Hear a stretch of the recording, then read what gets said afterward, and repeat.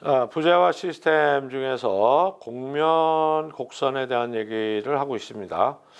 이제 그 마지막으로 곡면으로 된 입체, 말 그대로 곡면체죠. 곡면체로 된 구조 시스템을 살펴보도록 하겠습니다. 자, 곡면체야말로 인류가 그토록 만들고 싶었지만 참 잘 안 만들어졌던 이런 입체죠. 그 노력이 지도라고 하는 데에서 나타나지 않는가라고 생각을 합니다. 지도가 뭔가요? 지도라고 하는 게 구체인 지구를 종이라고 하는 평면 위에다가 옮겨 놔야 되는 거 아닙니까? 근데 이론적으로 불가능하죠. 어떻게 입체가 평면으로 환원이 되겠습니까? 자, 환원이 될 수 있는 입체도 있죠. 뭐 정육면체 같은 경우는 전개를 하면은 평면이 되죠. 그러니까 전개 가능한 입체가 아니면 입체는 평면으로 바뀔 수가 없다. 자, 그래서 이제 여러 가지 도법이 나옵니다. 여기 왼쪽에 있는 게 지도의 도법이죠. 뭐 데카르트 도법, 무슨 도법 이래서 많은데 최대한 오차 없이 지구상에 있는 그런 것의 상황을 어떻게 평면을 옮길까라고 합니다만은 원초적으로 그것을 완벽하게 옮길 수 있는 방법이란 없습니다. 자, 공도 마찬가지입니다. 공이란 무엇인가요? 구죠, 구. 자, 구인데 그 구를 만드는 재료라는 건 100%다 평면 재료지요.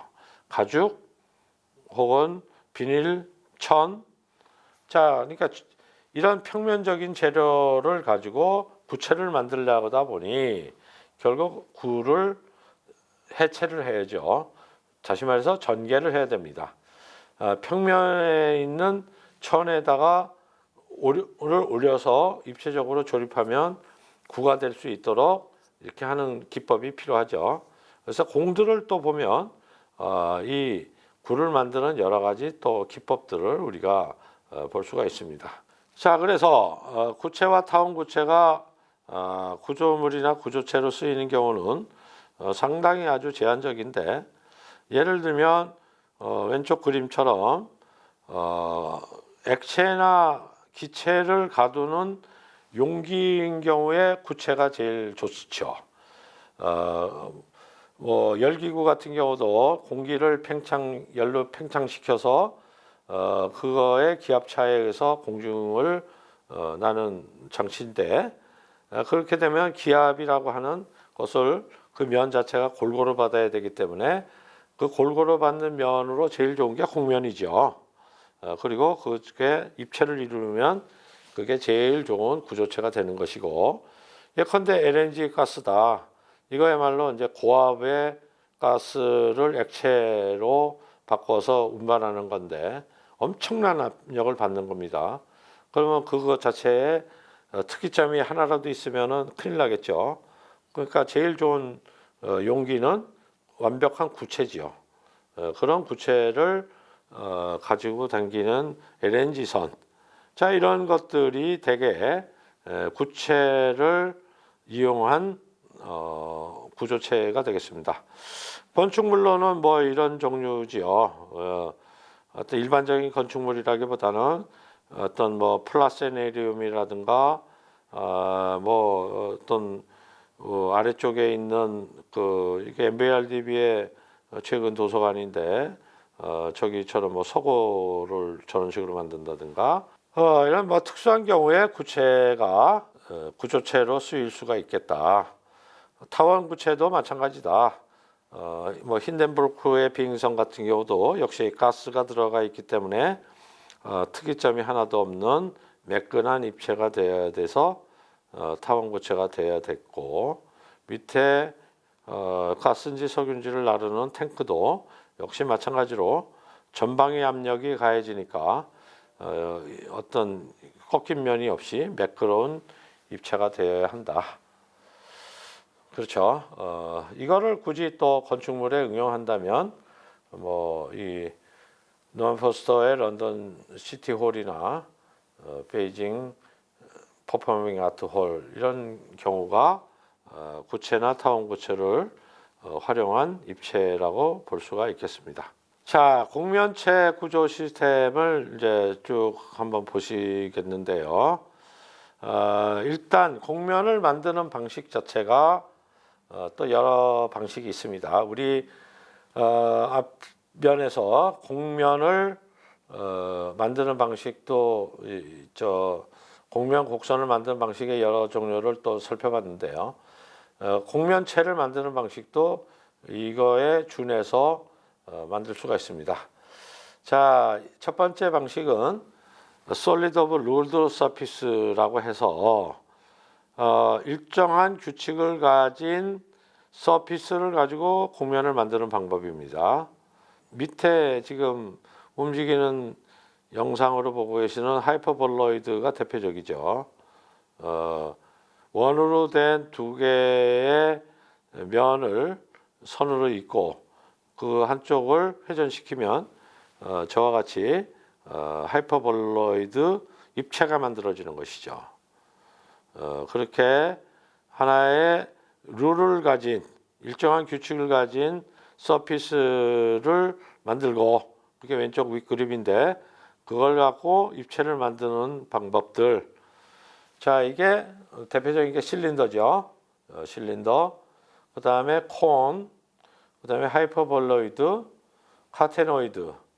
카테노이드라고 하는 것은 하이퍼볼로이드하고는 달리 이 면 자체가 카테너린 면이죠.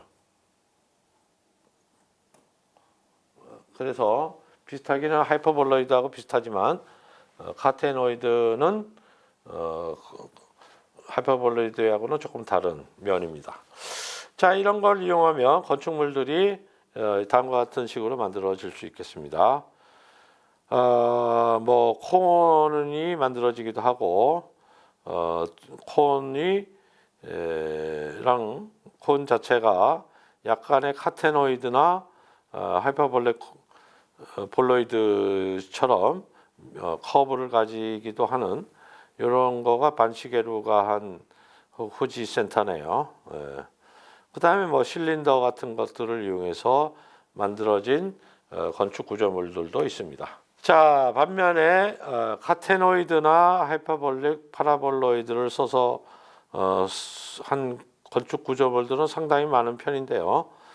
이거는 비교적 활용성도 높고 그 구조체의 강성이 굉장히 높기 때문에 많이 씁니다.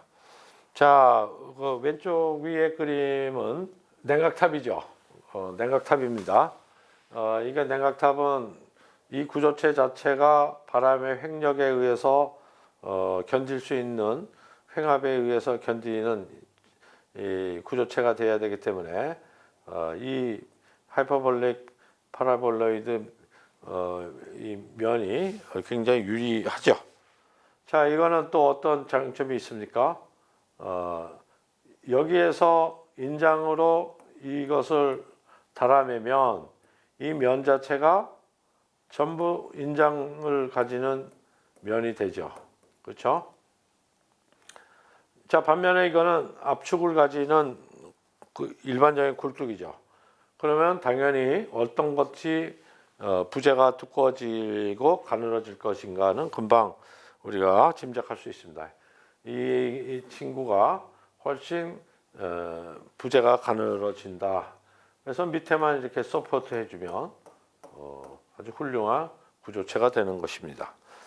자, 그래서 이런 냉각탑에도 이렇게 활용을 할 수가 있고, 자, 그 다음에 이런 브릿지 자체도 이렇게 하이퍼볼릭 파라볼로이드에 의해서 하이퍼볼로이드를 통해서 이렇게 할 수 있다. 자, 이거는 카테노이드를 이용한 지붕이겠습니다. 카테노이드를 이용해서 정한다. 자, 이거는 지금 방송타워인데 역시 하이퍼볼로이드를 이용했죠. 여기서부터 이렇게 쭉 내려다 보면 두 개의 직선들이 이렇게 휘어져서 만든 곡선이다. 이런 것을 알 수 있습니다.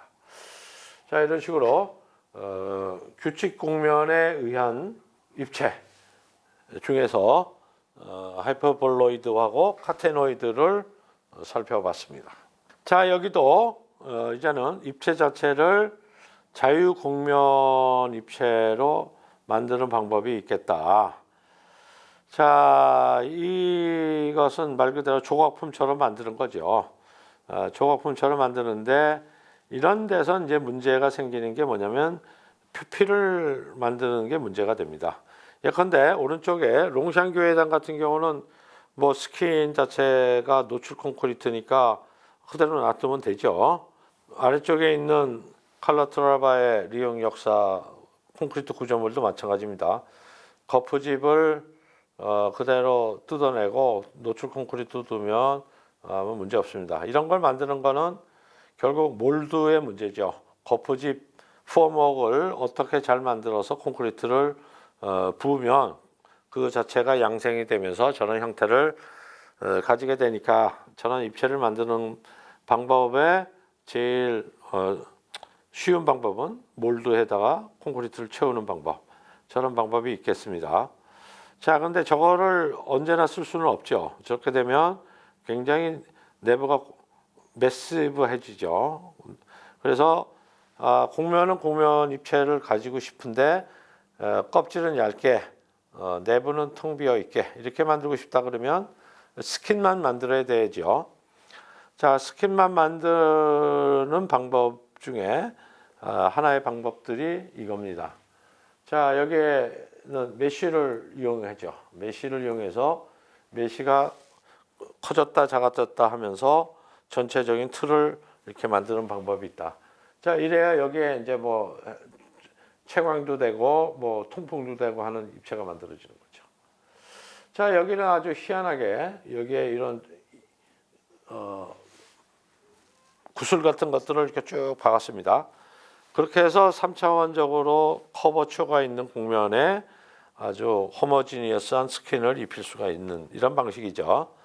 자, 이런 걸 이제 뭐 픽셀 방식이라고 할 수도 있고 메쉬의 방식이라고도 할 수 있는데 어쨌든 자유곡면의 입체를 우리가 스킨 처리를 하는 것은 상당히 어려운 기법 중에 하나다 이렇게 얘기를 할 수가 있겠습니다. 자, 그래서 곡면체로 되어 있는 것들의 우리 구조물들을 마지막으로 좀 살펴보면 최근에 뭐 우리 DDP를 비롯해서 프랑크 게리의 작품이라든가 위쪽에 있는 아키그램의 피터 콕인가요? 이 사람의 작품이라든가 이런 작품들을 보면 전체가 굉장히 하나의 매끄러운 면으로 되어 있죠. 이렇게 하나의 전체적으로 매끄러운 입체로 되어 있는 거를 우리는 모노코크라고 부를 수 있겠습니다. 모노코크라고 하는 건 예컨대 배를 생각하시면 되죠. 배라고 하는 거가 전체가 인매가 없이 하나의 쭉 연속된 입체 아닙니까? 자동차의 샤시도 마찬가지예요. 자동차의 샤시도 저 모노코크로 이음매 없이 만들어진 저 차체가 있어야 외부의 충격에 의해서 승객을 보호하는 아주 강력한 프레임이 되기 때문에 단판 프레임으로 만들죠. 자, 이렇게 최근에 이런 곡면 입체들은 자유 입체를 가지게 되는데 그것을 만드는 방식은 모노코크 방식을 취하고 있다.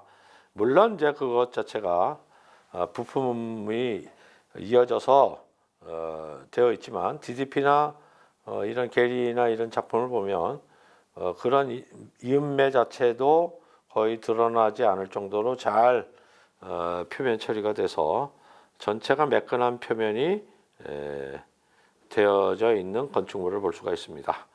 자, 이게 다 결국 이제 건축가에게는 어떤 입체든지 어떤 도형이든지 만들 수 있는 시대가 되었다는 뜻이죠. 과거에 우리는 어떤 곡면을 만들거나 곡면체를 만들 때는 전개 가능한 입체만 만들었죠. 왜? 전개 가능한 입체를 가져야 그거를 제도도 할 수 있고 설계도 할 수 있고 가공도 할 수 있고 그걸 가져야 현장에서 조립해서 어떤 입체를 만들 수 있었다 그러면 이제는 그런 시대는 끝났다. 전개가 안 돼도 된다. 소위 말해서 종이로 도면이 출력이 될 이유가 없다. 그냥 컴퓨터 안에서 이런 입체가 구상이 되고 설계가 되고 그러면 그 자체가 또 현실에서도 3차원적으로 구현이 되기 때문에 이제 전개도라고 하는 2차원적인 도면이 필요한 시대가 끝났기 때문에 그 설계할 수 있는 입체도 과거처럼 전개 가능한 입체뿐만 아니라 수많은 자유로운 입체가 가능한 시절이 되었다. 이렇게 얘기할 수 있겠습니다.